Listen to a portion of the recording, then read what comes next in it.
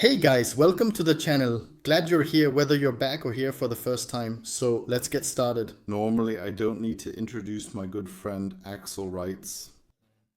You can look into that, just type it into Google, check out his channel or watch the interviews on my channel. But Axel, first of all, greetings to you on this very rainy autumn day here from Schleswig-Holstein. Greetings to Cologne. Yeah, typical northern German weather. It's not nice here either, but luckily it's still dry. Emphasis on still. Okay, so when it's already so foggy, gloomy and rainy here in Schleswig-Holstein, I enter a rainy chapter in both our lives. Someone sent me an old documentary called Nazis in Germany. I don't know its original title. I don't know who produced it. People sometimes ask why I don't link the original video or source. Guys, if I don't know, if I can find out I can do it, I would do it. Props go out so that no one feels offended. Whoever produced this, please get in touch. Of course, I'll link it. Thank you for the work, for the education here in the field of extremism. Axel, I think you'll be seen here too. You'll know many of the people we're about to show. And we also like to show old things again and again because these old things, they come back. And these are the beginnings here when we look at Volksfront Media here. These are the baby steps in which right-wing extremism learned to walk on social media, or... Is that so? Above all, some of the protagonists are still active today and have built structures that, as I said, still exert influence today. Or at least were used as a basis to build other projects. And Volksfront Medien, as we can also see displayed, was one of the first very active media projects of the neo-Nazi scene. Those were very young activists from the ranks of the free forces. They were called Schwarm-Eder, I think, back then, who were also active as autonomous nationalists and who really regularly put out compilations of demo videos, speeches, and gatherings. And yes, that's how it goes. Like, these people then went out onto the streets and committed acts of violence. In 2008-3, young people were attacked, beaten up, and kicked in front of a youth club where anti-fascists were suspected to be. An 18-year-old young woman had her phone knocked out of her hand with such force that her ligaments were torn. And those were real sweethearts, and many people look up to them today. And today, you don't need much knowledge about media work, editing techniques, and so on anymore. Today, a smartphone is enough, and you can find similar stuff on almost all platforms now. We see that individuals can easily generate huge reach just with a smartphone in their hand. But let's take a look at how this already started with the kids and what it has led to. Good evening, viewers. The red, brown Garnice, yes. Let me jump in right there. That was Michael Koth, an absolute authority in the right-wing extremist scene. He always tried to build some kind of cross-front in the left-wing extremist scene with his East Germany nostalgia and his admiration for Honecker, but of course that failed spectacularly. He was then for a time the deputy chairman of the DDR, the Communist Party of Germany. Ost was a very small communist splinter group. And back then, Thomas Briel brought him on board with his supposed Querfront concept, the KDS, of which I am also a co-founder. We can also see the flag waving here. That was truly a spectacle unlike any other. But you have to say, if today, something I wasn't prepared for either, if I had been a right-wing extremist, I wouldn't have understood how that works. Pure nostalgia at right-wing extremist rallies. The flag of the German Democratic Republic with black, white, red would have been an absolute no-go for me. I said that's the class enemy, that would have been a no-go for me. But today, as you say, Michael Koth, do you think that's probably someone who could really connect with these overlaps? I think he's still too eclectic for that, too randomly put together, but he was a trailblazer. This nostalgia for the East and sugarcoating of the German Democratic Republic's terror state were absolute no-goes for me and caused constant friction with him. Well, if it had been up to me, I would have liked to kick him out of the organization 8 times over. But Thomas Brill wanted to keep him as a fig leaf because he said if we build a nationwide organization again, it will be banned immediately. We, as known neo-Nazis, had already, well, at least he had, been in several banned groups. That's why we have to present it a little differently, so we're not so vulnerable. I think he also took himself too seriously there. It could have just as easily been a banned KDS if he weren't too insignificant. That was a splinter group inside another splinter group, a sect within a sect. That probably led to no ban being imposed before it dissolved itself, but the theory behind it wasn't really about creating a true cross-front, it was actually a public relations move by Thomas. So that basically, with brown shirts and flags that clearly resemble and are inspired by absolute Nazi symbolism, we could play a bit of the Michael Kuhn movement again. He believed this approach would protect us better from being banned than openly saying, "We're here, the Combat League of National Socialists."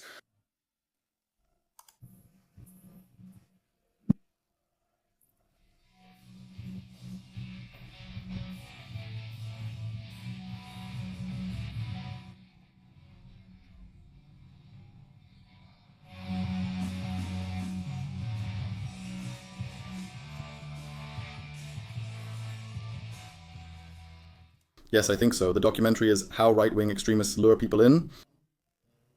Sorry, looks... To me, like, it was actually a bit homemade. Maybe someone here actually sat down and watched Nazi propaganda? Really? Yes. To make a post about it? But to me, this doesn't look like a production from public broadcasting or any production company. No journalist or staff member is mentioned. I think this probably comes from some kind of investigative group or something like that. They are again seeking public attention with provocative tactics. Nationalistic, like here on May 1st in Leipzig. It might have been recorded yesterday. Fortunately, not with so many participants anymore, but back then the potential was already very, very high.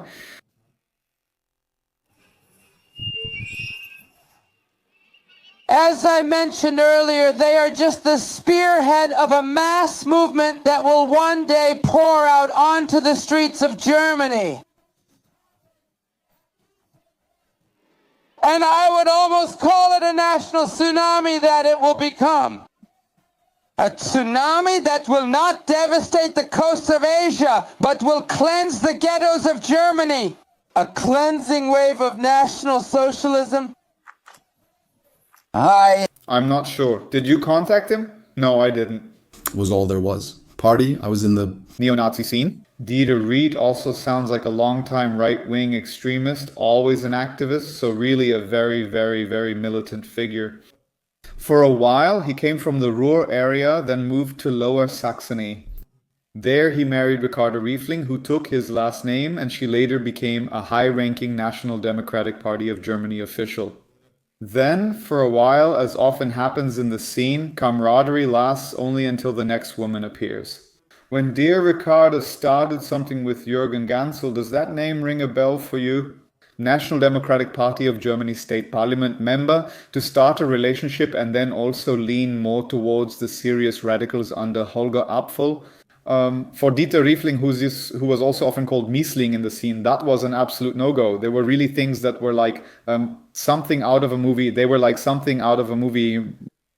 So much happened there. You could write an entire Gute Zeiten, Schlechte Zeiten story about it. Oh God, we definitely don't need to go into more detail now. But just so everyone knows who we're dealing with here. This is Dieter Riefling, a longtime right-wing extremist who remains unrepentant. And someone who loves to talk so much. Just as a little anecdote, Christian Horch and I sometimes had to turn off his microphone at demonstrations so he would stop, because otherwise we wouldn't have been able to keep to our allotted time slot for the demonstration. Is that appropriate for the times? If the streets don't belong to us, we can't fight for the parliaments either. And who owns the streets if... Not us? Thorsten Heiser, still active in his hometown today, is an important link to the militant neo-Nazi structures, and even his son has followed in his footsteps. Unfortunately, he has also been in the media recently because of the case involving an attack on a journalist. So there we already see people who 30 years ago, 20 years ago, were shouting the same slogans as they still do today. And what if the street doesn't belong to anyone? It almost looks like you in the background. You're actually right, that's me in the background. Didn't you see yourself just now? I would have liked to ring it, but yeah. But didn't you see yourself at all? Exactly. I just didn't see myself right now. I thought, Like, the face, we already know that one here. back then, you see a truly happy, content young man who really went out onto the street with kindness and cheerfulness in his heart to preach love. It wouldn't surprise me, I also gave a speech there, even if my outpourings are still being criticized. But I hope we'll all be spared from that. Yeah, I always find it especially interesting to see that with you. You may not enjoy looking at that, but I find it especially interesting. A lot of people can't really connect the Axel. I know from the internet with the Axel, I know personally. People who get to know you, even my circle of friends who haven't really dealt with you and didn't even know who you are. And when I always say, hey, look, that's Axel. Axel did that. That was him. It's often intangible for most people, which is why I find it so exciting to see. Okay, about the person we see here behind Thorsten Heiser, honestly, for me, someone who's really extremely unlikable, but he was always someone in the scene who always made sure to make his money. He also manipulated things back and forth, so he's also a big profiteer of this scene. Well, by the way, on the topic of scum fights, scum makes up, the good comrades who stick together. So Dieter Riefling was once severely beaten up. Yes, it almost cost him his life. And there were always rumors that the people who grabbed him and beat him up were supposedly acting on behalf of Thorsten Heiser. And for a long, long time, the two of them also massively avoided each other. So Thorsten Heiser was an absolute red flag for Miesling. He also didn't talk much about it in order to uphold the code, the Omerta. But in a beer-fueled group, he spoke of Thorsten Heiser in unfriendly terms to shed light on it again, so that the picture we see now, here, both are speakers, both invoke camaraderie, the national tsunami, and unity.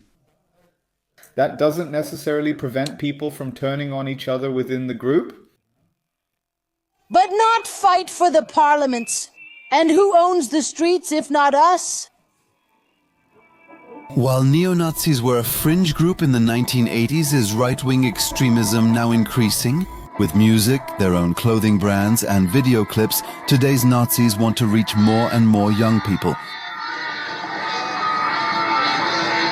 They're entering mainstream society. By the time people notice it's a nationalist brand, it's already trendy. And people say, I don't care. Subtitling, you know what I mean? So I really think it gets across very well, and that's the whole point. That's how it should be. We want to indoctrinate. We should have listened to a lot more people from time to time, to what people were saying, but it was often dismissed by many. Axel. Oh, crackpots. Just let them do their thing. They'll stay a fringe group. They won't pull it off, and so on. Yes, a lot of the people who were active back then and observed things like that also need to question themselves. No, oh man. Above all, that society never wanted to admit that this scene definitely has the potential to reach a wide audience, especially via new media, which spread rapidly and through lifestyle. The right-wing extremist scene was often seen as outsiders or a cult, so people thought there was no need to worry. Many were already appearing on screens, in kids' rooms and home computers, with many young people saying, oh cool, that's an awesome brand, I can use that to provoke. That was ignored for a long, long, long time before anyone actually addressed the issue. N-E. For example, People's Front Media, Modern Agitation. Members of small groups from Hesse and Thuringia upload the neo-Nazi video series online. Outdated propaganda in a youth-friendly film design. Excerpts from a recent video. German eyes open. You are at war. This system promotes and protects homosexuals. They don't have children. This system promotes mixed race people since they don't have German children. The system promotes abortions because that's where German children are murdered. The only ones who are bothered by German children are the chosen ones, these one-world fetishists. Last morning there were 45, but their war goes on. The content is very clear. Old. Content, with the word. With the word. Number one on TikTok, they listen to the same slogans, the same enemy images, maybe a bit modified in language so that a little attention is paid to it. But especially with the new structures like Deutsche Jugend voran, you can find exactly this talk one-to-one. Direct address, direct talk, directness. That's big. Clear enemy image. No nuance, just we want, they don't, they're to blame, they're the problem. Germany. We clean up very, very clearly with an emotional appeal and drilled for militancy. And since it's not about the idea, we'll just demonstrate and discuss and then everything will change. Instead, our enemies, those destroying our people, are sitting there. It was handled poorly back then, you have to admit. Things weren't better for the scene at the time. Today, any activist can do that with their phone and reach hundreds more people than before. These structures that are contents that originate from National Socialism, and first and foremost, they contain racism when talking about the purity of blood. For example, it includes the ideology of the people's community, mentioned several times, as well as anti-capitalism. So if you put all that together, it's nothing other than what you can read in Mein Kampf. By now there are many such clips on the World Wide Web. For neo-Nazis, it's a chance to spread their messages of hate.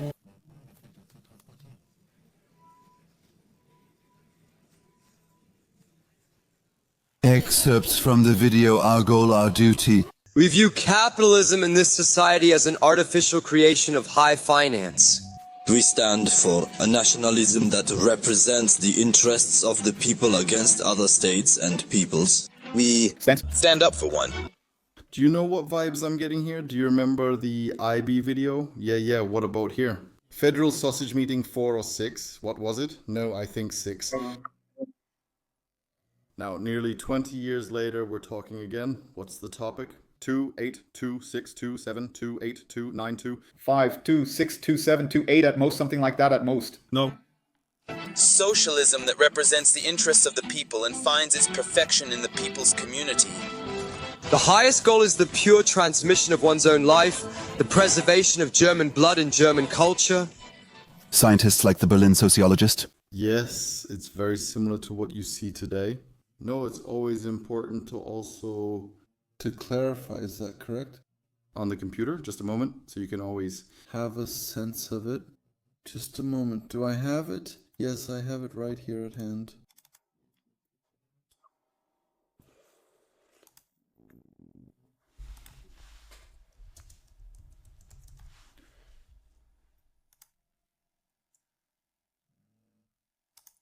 But is he the pioneer of the identitarian movement, the way they approached people in those videos? No, yeah, sure.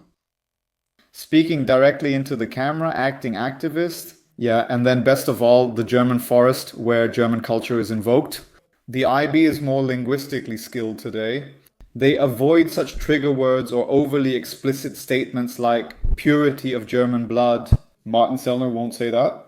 But the ideology behind it is the same old blood and soil nonsense, just a bit more euphemized, a bit more sugar-coated.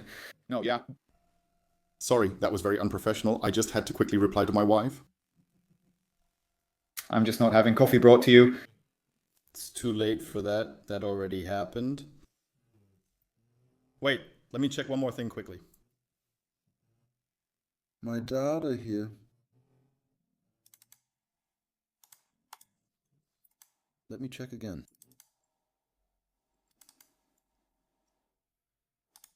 Check,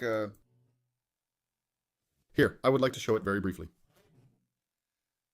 Are you starting to hike with us? Yes, now. Returning the decades, that's very similar. Look, yes, now, yes, that's very similar. This forest.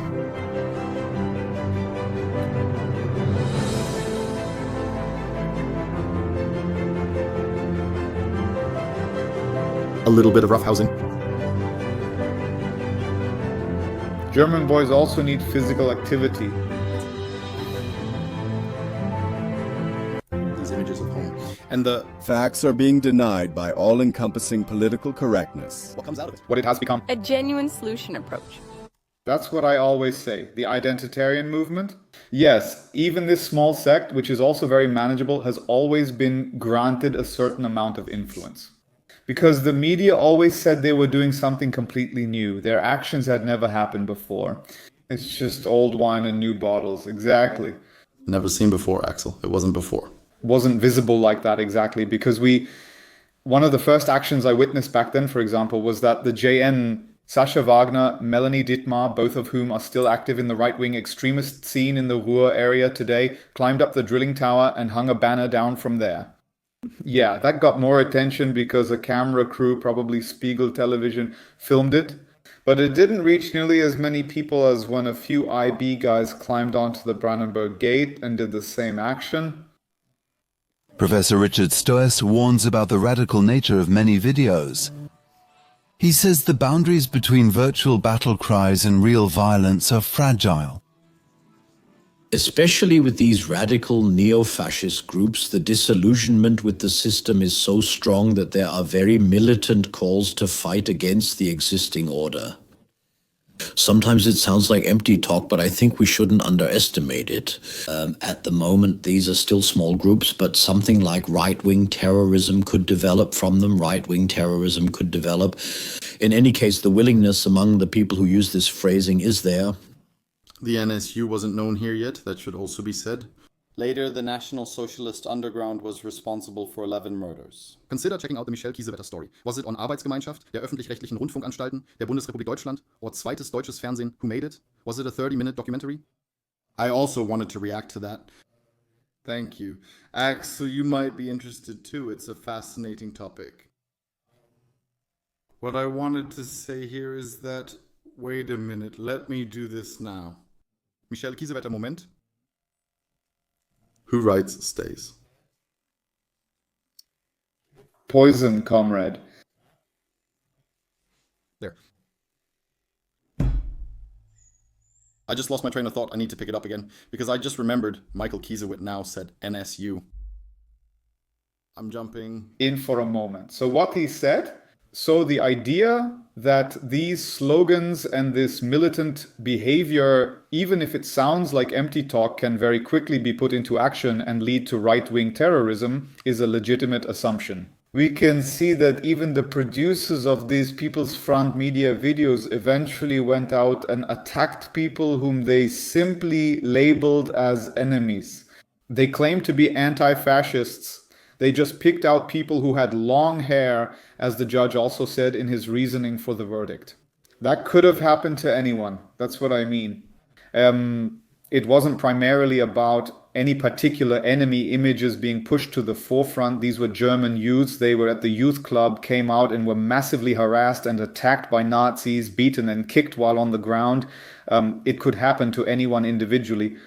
Long hair is enough for someone to call you a leftist punk or ask, where are you from? And just like that, you've become a victim. A new thought, but I can't remember it now. I distracted myself. That the system has declared war. It's time to respond. Now I've got it. Now I've got it. And it was said, the deal is not done yet. And it was said here, against the system, against the existing order. That's what he said. That's the strange part. They always say the system or democracy has to go. But I would argue that if you asked 95% of people what they want, what kind of policies they want to implement, you've explained a few times here that these people themselves don't know how they would shape politics, even real politic. We talked about it yesterday or with Carsten Stahl. I also want to aim higher. I want free daycare. I want free meals for students. I want income tax and value-added tax to be lowered. And I want nice roads. And I want all of that too. I want all of it. But I become a realist again. Everything has to be affordable. The money has to come from somewhere. That's the issue.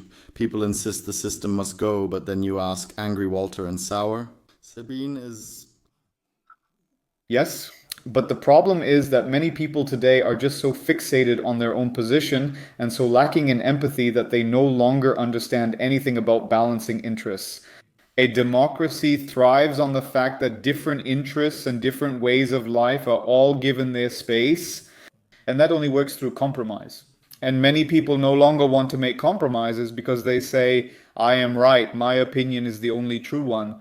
Conversely, that means the one who contradicts me is wrong, is stupid, is dumb, is manipulative, is preventing paradise from being created on earth. That's why it's seen as acceptable to deny them rights, oppress them, or even beat them if needed. That is the seed of radicalism, of extremism, which has now spread into very, very broad circles of society, where people no longer see that my opinion is just my opinion, and that someone with a different opinion has exactly the same right to express, promote, and argue for it as I do. Instead, people keep demanding the sledgehammer, suddenly longing for a totalitarian state or new dictatorship. After our victory, no more war.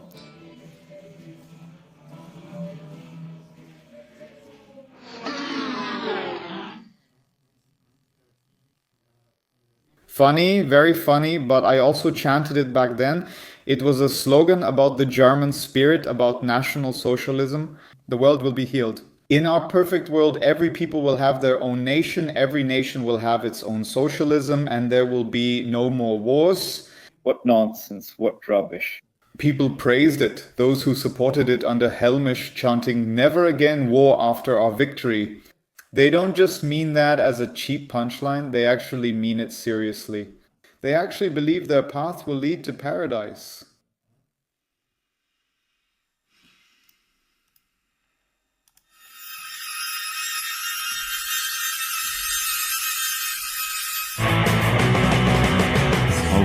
Oh God, right-wing extremists are taking over, oh God. This is a CD I produced, a t-shirt I made, Born to Hate. We just saw a graphic that I designed, but yeah. So everything comes together here. That was Amiga Home. Ami's out, yes? Ami's out. I didn't design them myself. I had the idea, and my chief graphic designer did the designs. But those were the slogans that we wanted to produce back then as a kind of more modern version, and also as a turn towards supposedly leftist topics. They were popular in the scene for a while, and we heard them too. Such rhetoric against capitalism, Americans, and Western imperialism hadn't been present in the German nationalist scene for a long time.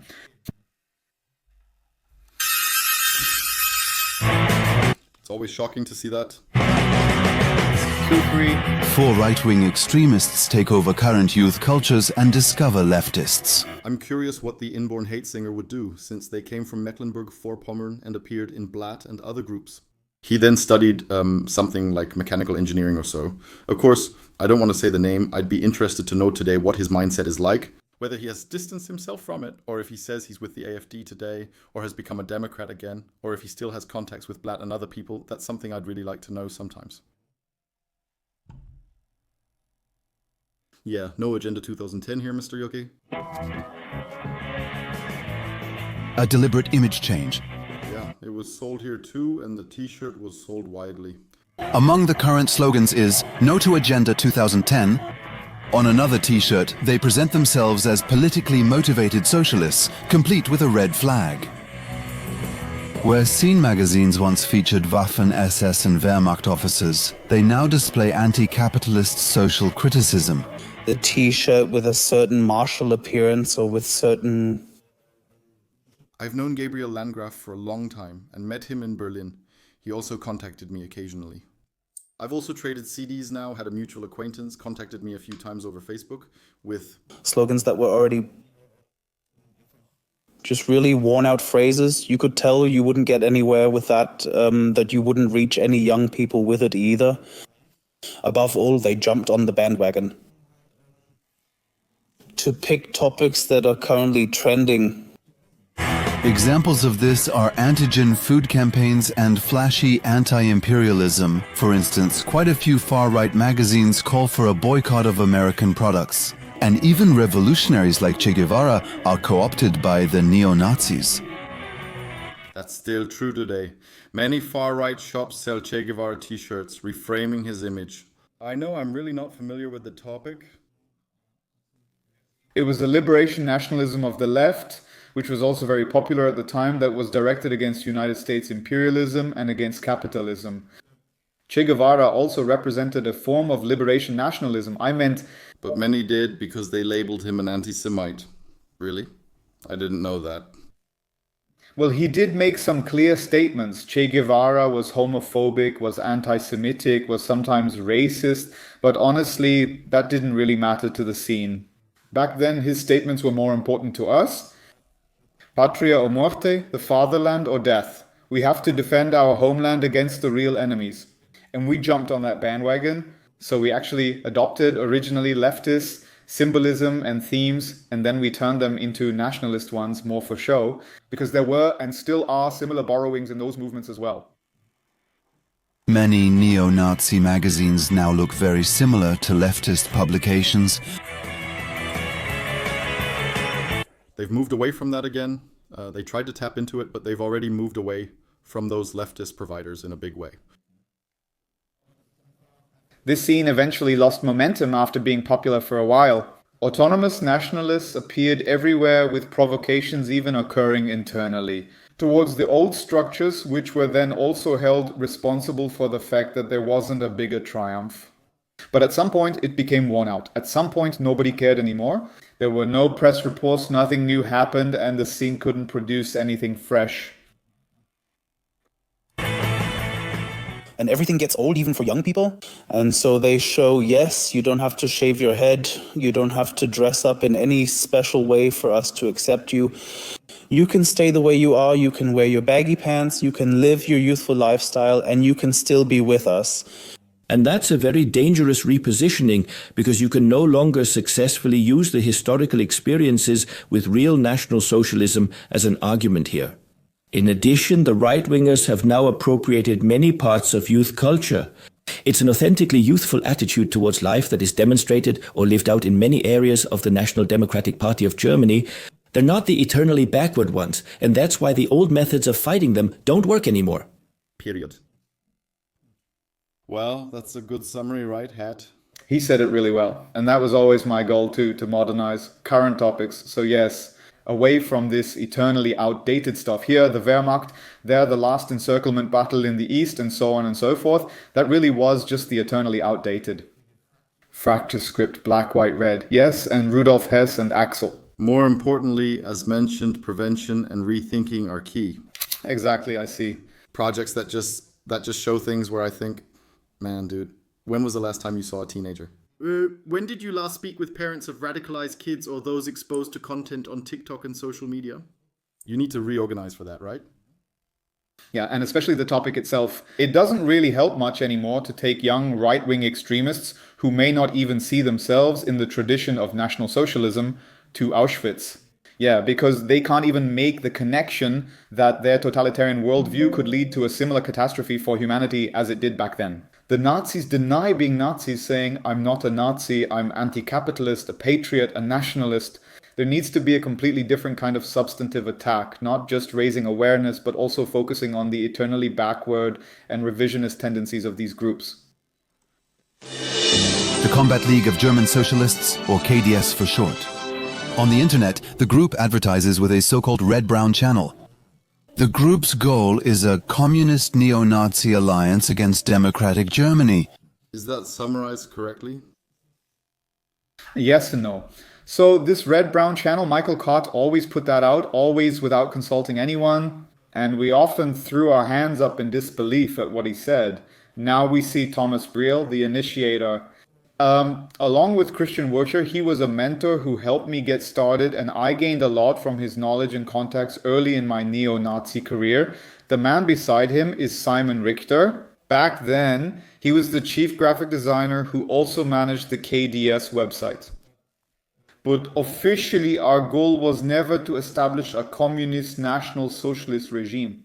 It was always required, even in the KDS founding documents preamble.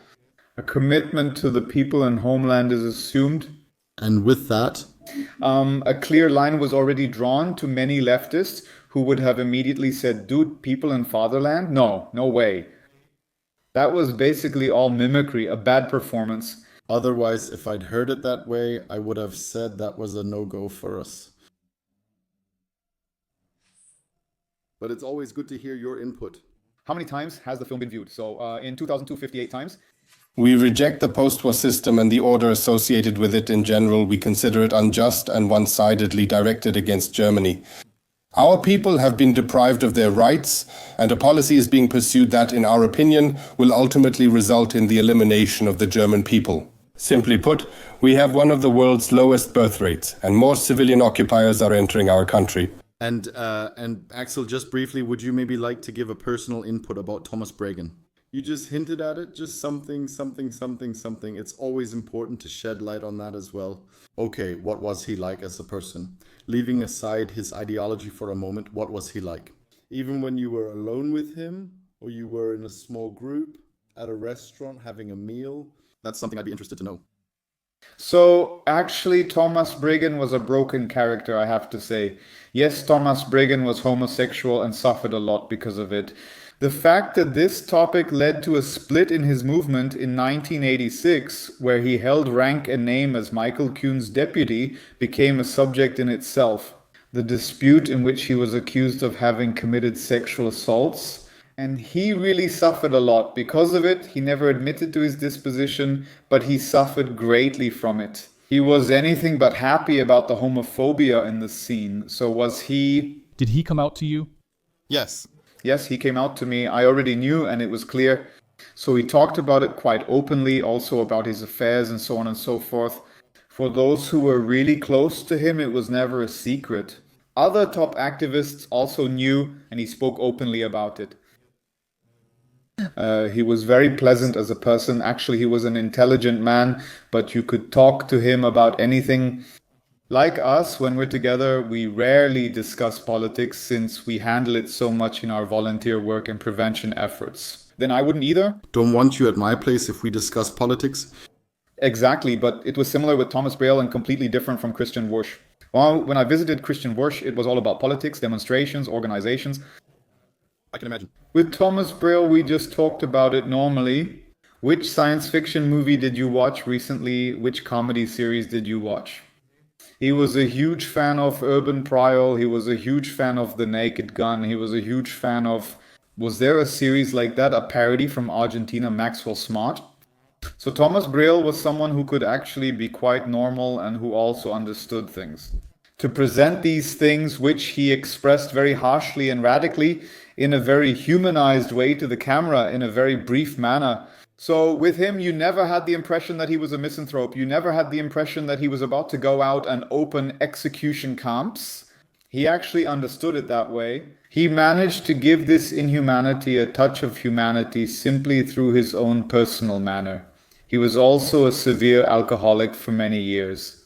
Yes, he eked out his life later as a welfare recipient on 2 streets. So he always walked from his apartment, which was paid for by the state, 1 street over to his kiosk, where he set up his main command post, as he called it. There, in a beer-fueled gathering, he welcomed comrades, made plans, wrote articles, and so on and so forth. He set up his main command post, as he called it, and there, in a beer-fueled atmosphere, he welcomed comrades, made plans, wrote articles, and so on and so forth. I wouldn't wish his life on anyone. And I believe that even if he had dared to get out with the potential he had, his intellect and the humanity he still possessed, he could have led a completely different, fulfilling life. Yes, that's always important to say. Thanks, Axel. Extremists are people too. Who knew? And we always have to keep looking at that. And it's so important that we, as a club, reach out a hand. And we as a society as well. And say, if you want to change, then you may, and you can get out of there. You have to run a marathon, not a sprint, just like Axel says. You must prove you want to de-radicalize yourself. It's best to turn to a government exit program and then take those steps. Everyone has a right to change, but you must detach yourself from those involved, right? I don't think I've ever met anyone truly evil at their core.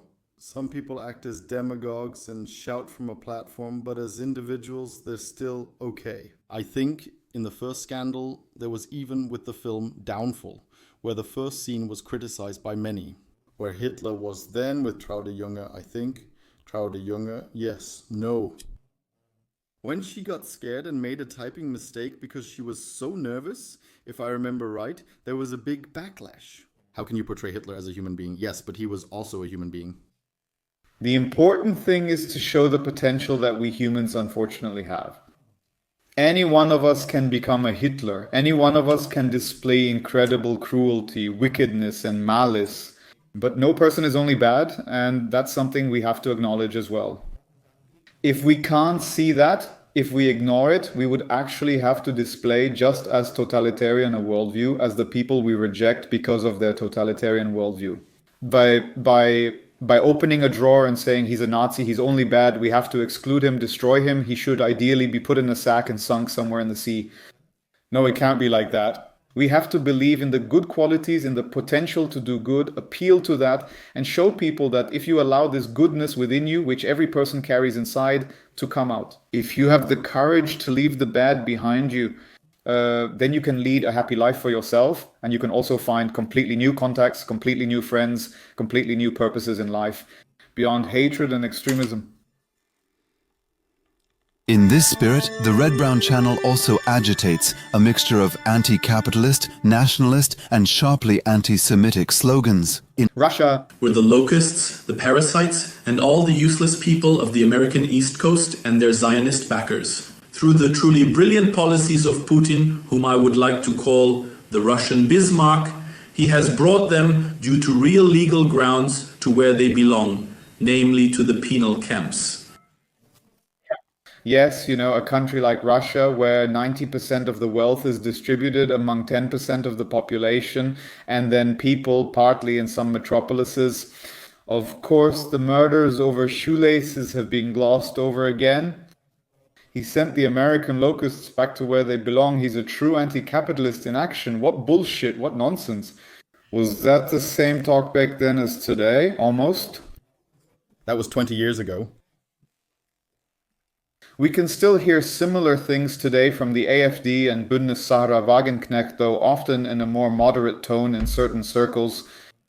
Yeah, The long-term goal is, for now, to produce a few short films first. A medium-term goal is to establish myself, so to speak, as a media specialist in the national resistance. The long-term goal is for total national resistance. It has to be to create a media counter-public because we are facing a de facto synchronized media landscape. The problem was what existed then. Freedom for Axel Reitz, seen in the background, was a very interesting poster. I couldn't attend, otherwise I would have been there at that exact time. State vacation. When I was allowed to rest for 2 years in a recovery camp, yes, paid for by the state. I'll just cut that out right now with my snipping tool. Okay, let's do it like that, look. And just like that, it's already saved. So, very good. Axel, before we talked about the poster, Thomas Burbis said, "We want to be media specialists here." Back then, everything failed because the scene itself didn't want to finance each other. No one begrudged the others even the dirt under their fingernails. It would have been easy to organize concerts there as well. But that went into the Hammerskins' pockets from Blatternana. I sometimes got really worked up about it. Wait. So, because there's always talk about this solidarity and how we want to move the scene, the movement, we want to move Germany forward. But it would never have led to anyone saying, okay, for the struggle around German socialists. This media team receives 5,000 euros per month. With 500 comrades managing this should be easy, but with 10 euros a month, we wouldn't even collect 250 euros. There were terms regularly, there were always attempts where people said, now here we have to give this much. With this many people, we have the financial resources to maintain proper work continuity. Like you said, from the people who were contacted, there was something the first time, but not anymore the second time. The third person replied, I have other expenses now. No, it's not possible or working now. So the scene never managed to do it because of internal conflicts and its own structural deformity. Yes, because they couldn't work together, because they didn't want to stick together to get something like that off the ground. And that's exactly what makes the AfD so dangerous today, because they are equipped with incredible financial resources. And then they also finance and support corresponding structures. 1%, yes, or identitarian movement and so on and so forth. Today's scene is on a whole different level than what was possible back then. Thank you very much. For this reason, the World Wide Web is at the center of KDS agitation. For neo-Nazis, it's a propaganda platform unlike any before. The target audience of the Red Brown channel is young adults, and the KDS, as internet expert, openly admits this. Axel has demonstrated that here before. Of course, for us, the first point of contact for our work is still the youth, always the youth. It's a bit more difficult among the older population because political opinions, attitudes, and so on have become more entrenched there, at least in today's society. And of course, the youth are always a dynamic group who are receptive and open to such things. But the KDS doesn't always present itself as bourgeois, as it does on the Red Brown channel, where a friendly announcer in a suit politely delivers his messages. An internal video shows the other face of the KDS. Create a chain with two, the nationalist movement and Fittler, our leader. Sieg Heil, Sieg Heil, Sieg Heil, and that's it. Yes, I was seen there too. That was an event organized by me in Cologne and Milheim.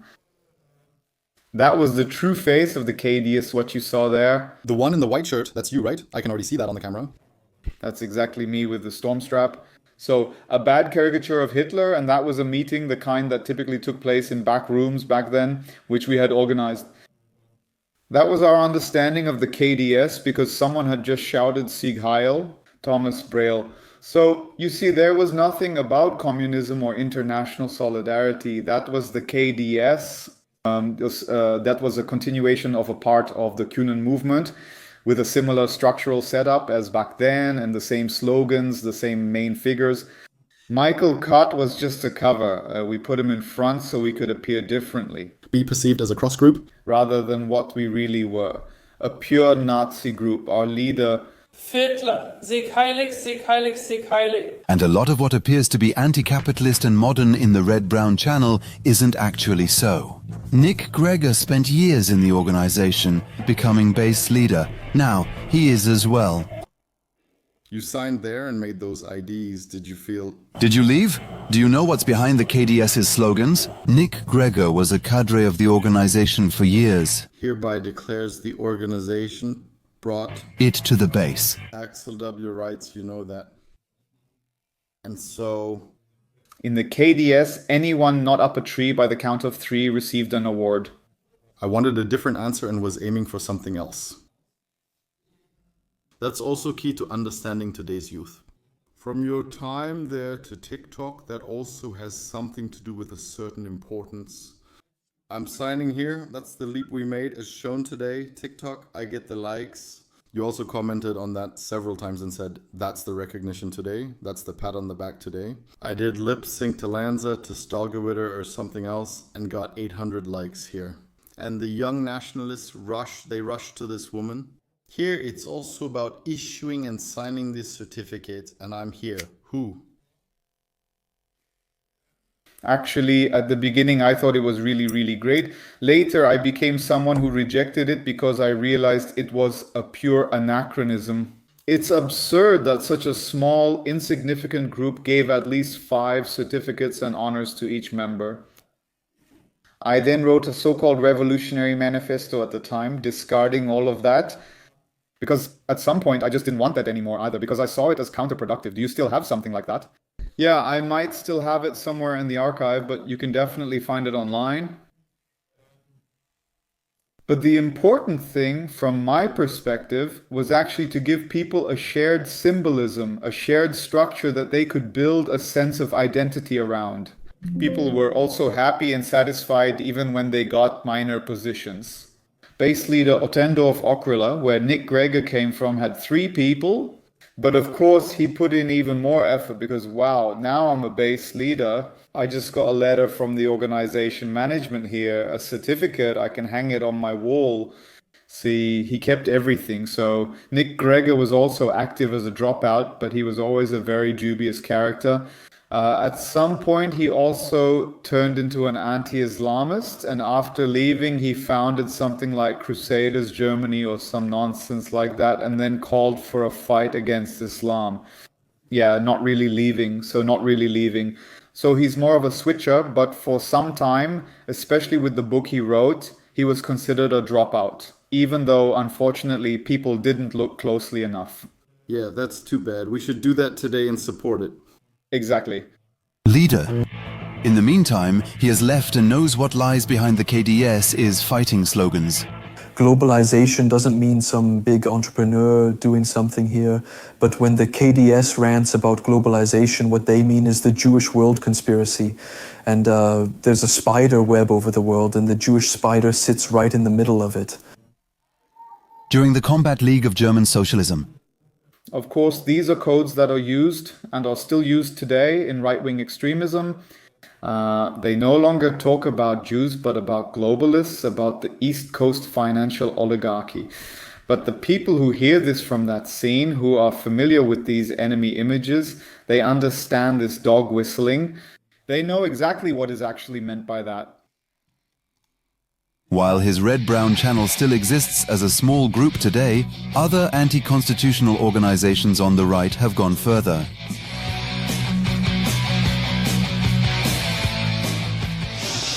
One example is the National Democratic Party of Germany, or National Democratic Party of Germany for short, which is currently the most active right-wing extremist organization in Germany. The average age of its 7,200 members is 34, which is significantly lower than that of other parties. This is the result of extensive groundwork in the cultural and leisure sectors. Oh, thank God, that's included. This video.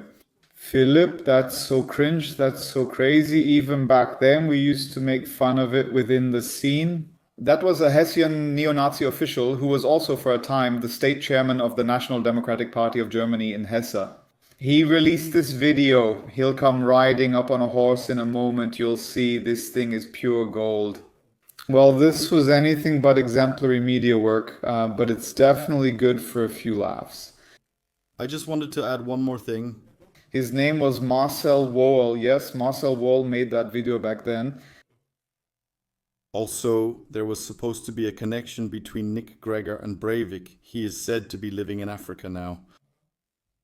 In Gambia, he bought a piece of land there, a refuge for the founder of his order, Christians. Exactly, he claims to earn his money by quality checking diamonds. Breivik connection. Exactly, so I still think Nick Gregor is a very dangerous person. Absolutely, absolutely.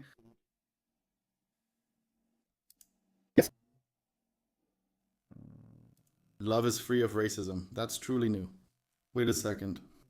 His exit story was actually worthy of Hollywood. Because he spent a lot of time in South Africa with the local racist war groups. At some point, he met a young black woman there, fell in love with her, and then didn't want to be a racist anymore. Strangely enough, that marriage didn't last long either. Later on, he spoke about this young woman in a way that was anything but friendly. Back then, it was simply an exit story. A hardcore racist goes to Africa, meets a young black woman there, falls in love, and leaves his old life behind. Every Hollywood director would smile at that, because, of course, it's such a great story. And with that, he immediately earned his reputation as someone who left it all behind, but he never really left for good. Then let's take a look at them. Ah, yes. A promotional film by the Hessian National Democrats is available online. Why am I being shown there? Why? Why am I shown there? Someone just edited that randomly. That's from my Norddeutsche Rundfunk documentary, Lies with Four. A commercial. Here, that's me. Hessian National Democrats. The clip is... That is being used. It doesn't look like a documentary from public broadcasting. Whatever. Good input so far, and we're reacting to it. Is available on the internet. A bizarre mix of self-irony, social protest, and hard-hitting racism. The dwarf commercial was also broadcast on television in 2008 as part of party advertising for the Hessian state election. The content, the alleged exploitation of the German worker by sinister forces. By the way, pensions start at 70 and next year Christmas is cancelled. Whoever works honestly should also earn honestly. The party of small man, and then the rest in peace. Yeah, man, seriously now, that is pure gold. That is pure gold. I am so bad. Didn't think that was so bad. That's so bad. That's so shitty. I didn't think that was so bad. I thought it was that bad. I actually liked it.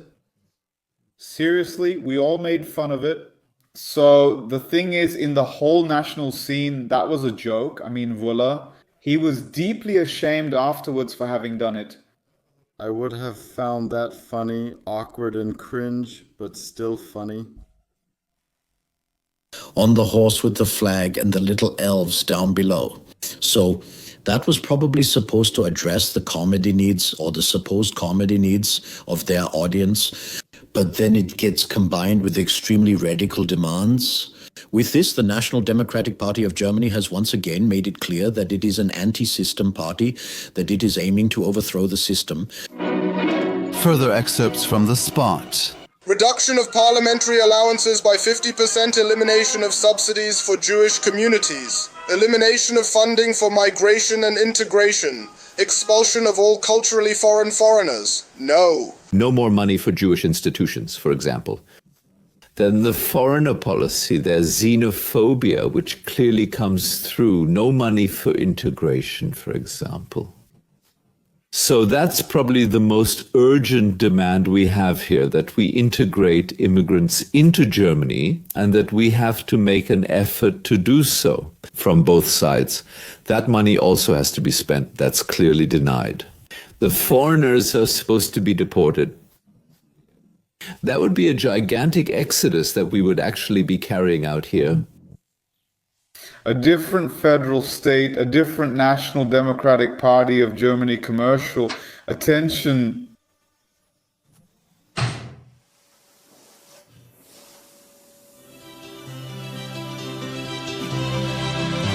If you really don't want to be woken up by the muezzin one day, then vote National Democratic Party of Germany. That was just Andreas Molau, who during my time in the scene was contemptuously called the 1/8 Molau, because back then he announced that according to the Nazi racial doctrine, he would be considered 1/8 Jewish. A really, really great man today. I owe him a lot. Back then, he was one of my first contacts when I left, when I felt the need to talk to people who had already walked part of this path. He was already out by then. He really had the guts.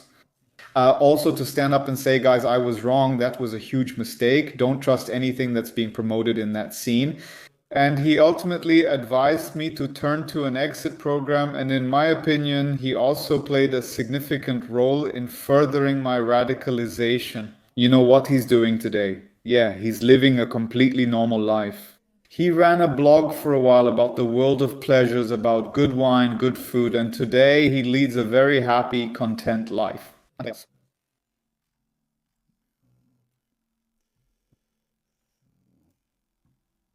National Democratic Party of Germany Lower Saxony DVD Xenophobia disguised as a comedy clip. The party presents itself in the video with music and plenty of nature. Jörg Hanel. Do you remember Jörg Hanel? Yes. Sure. I still remember. Back then when we were campaigning, there was an official campaign for the National Democratic Party of Germany. CD that was supposed to be played during the radio tours in loudspeaker vans, and Jörg Hanel was on it. Many people thought he was crappy, and in some ways he was. He managed. No, he never made it anywhere. When you hear him right away, you know why. And then we just made those CDs disappear and played Schlager music instead, which caused quite a bit of outrage from some members of the National Democratic Party of Germany. Why are we using the campaign CD? Where we just said, man, no, not like that, nothing like that. Young, fresh movement. We definitely want to try even harder to reach people through multimedia. And the Schoolyard CD project has already been very successful. And we thought that now we would simply add the visuals as well, just to bring in another new dimension. The DVD misses its effect.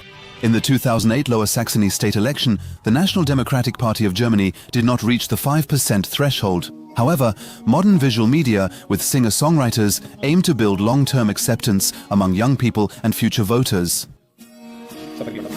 In Lower Saxony, Unfortunately, it happened that Frank Rennicke gets hundreds of thousands of clicks on TikTok. Well, yeah, again, right.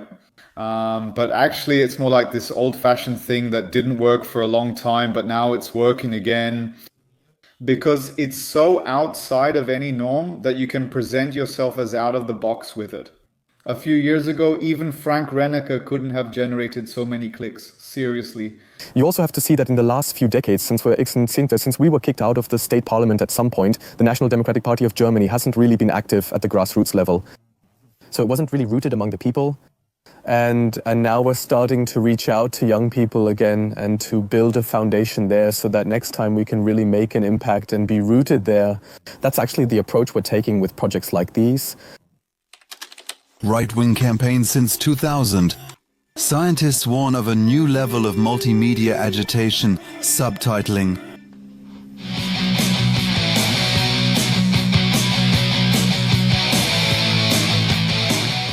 I kind of knew there was some sort of film about it. The attempt with modern media and the available means I'm writing. I'll also write down if you research something like that. If you find something like that, I'd be interested. Modern media technology reaching out to students by distributing CDs and DVDs, by infiltrating schoolyards. In this way, by reaching into every child's or teenager's room through the internet. Of course, that has a new quality. I just had to get my two brain cells together for a moment.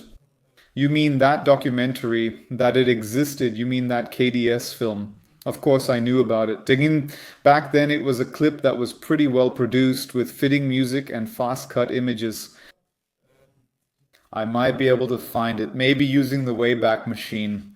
Here's a call to action, since many listeners and your channel's viewers who were involved with KDS have already contacted me. If you still have it, feel free to send it over. We'd be happy to take a look. I got rid of that stuff a while ago, so I don't have it. But if anyone else wants to get rid of theirs, send it to me. We can turn it positive by reporting on it critically. Compared to before. Good. Maybe we'll see it now, because they also don't get any Germans. Children. In harmony with the message, this is... Now, it's such a conglomerate. That wasn't the film, just the beginning. This is again from Volksfront Media. So they've just made a compilation here in the video section to illustrate how the Nazis communicated in new ways back then using these videos. Understood. That is the pure transmission of one's own life, the preservation of German blood and German culture. Social only exists nationally. Don't forget, next Monday is Rottbrunner Canal Day again. Have a nice evening. We say what we think. Good evening, dear viewers and viewers of the Red Brown channel. We're starting up again here now. Aggressive, nationalistic, already mentioned before. Before? Yes, we have. Yeah, saw it. That was, yeah, now probably an endless loop, right? If you love the segment, watch it as much as you want. For me, once is enough. Unnecessary. Yeah, over and over again. Amazing from those beginnings where a lot of people back then just chuckled about it. Right-wing, left-wing extremists and many Democrats all chuckled about it and then said, let's see what they're doing. How strange is that? It was laughed at. Yeah, I don't hear anyone laughing right now. Nope. That's just how it is, unfortunately, that we have to deal with it. How good is this social media work? Like, what can be done about it? What is realistic prevention work? What are also realistic ways to limit it? Yeah, the radicalization machine TikTok, you just have to say, right, it contributes a big part to that. But you also have to look at what's the agenda behind TikTok from China? You know, to destabilize democratic systems there, right? That's all deeper stuff. This is really just the beginning. And what Axel started there with the KDS is unfortunately also a part of it. You probably carried guilt from the seed you sowed back then. Similar to the things I produced that are still being listened to today. Yes, it's always shocking to see that we still bear some responsibility for the radicalization happening today, right? Yes. The ones I really pushed back then, yes, unfortunately, they're still present in many people's minds today. Yes, I take some blame for that. And that's why I'm also active in prevention. Yes, not just sit back and say, oh, my old life is behind me, but to keep facing the old demons and the old mistakes. To be clear, I now understand better. I'll explain today why that was more than just a big mistake. Please don't make the same crap I did back then. Hey, it leads to disaster. Axel, I think it's great to show these old things and see how young people look now. The demonstrations, sometimes, if you couldn't see the camera quality, you wouldn't even know what year it was. I think you could even include both of us in there, right? That's why you must be careful and mindful of your friends and acquaintances at school, especially among young people. What is being consumed and who is trying to introduce hate into them. So anyway, Axel, thank you very much for your time. If anyone would like to support Axel, otherwise. His book is out. Ex-right-wing red light rocker, Philipp Schlaffer. My book, Hate Creates Violence, and the new audiobook are also linked below. I'm curious to hear what you have to say, how you like the audiobook. I would really appreciate your feedback. Thank you, everyone. Otherwise, the regulars like Beef Bandits with Philipp Zehn, All Things Meat, Rabs, etc. I'm looking forward to that. Some advertising, plus working with Philipp Zehn at Z-Class. If anyone wants to support, I'd appreciate it. Otherwise, if you want to see Axel live in prevention or anti-violence work, I can only recommend it. Axel is traveling nationwide with this. Contact the association or Axel at info-extremistlos.de or visit extremistlos.de. Check it out. And then you can request Axel. I can tell you, this is an unforgettable day for many people, and it really shakes up a lot of young people. That's why I strongly recommend signing up. Then we'll handle everything. Axel, thank you very much for your time. It's always fascinating for me to see something like a poster saying freedom for Axel rights. How do you handle that? Do you just move on, or do you worry there really was such a poster? And that's something I'd like to ask you as a final question. I can't let it go, and I choose not to. Back then, I was offered the chance to change my identity as part of the exit program, but I didn't want that, because that's my story, and I know that today I am the person I am. Yes, with all my flaws, mistakes, strengths, and insights, because I've lived this life, and that's my story. I'm not proud of it. I don't look back now and think, oh, cool. There was a poster of me, but I just shake my head and think, how did you used to act back then? How did you end up like that? Axel, congratulations on who you are today. I truly mean that about your character, not just quitting. With Axel, you can sit together very sociably and talk about all kinds of nonsense, I have to say.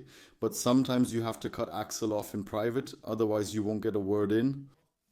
So Axel, thank you very much for your time and for always being here with us. So check it out and let us know if you want to see Axel there. And as always, I remain with a yes, thank you to Axel. And an ahoy from the coast.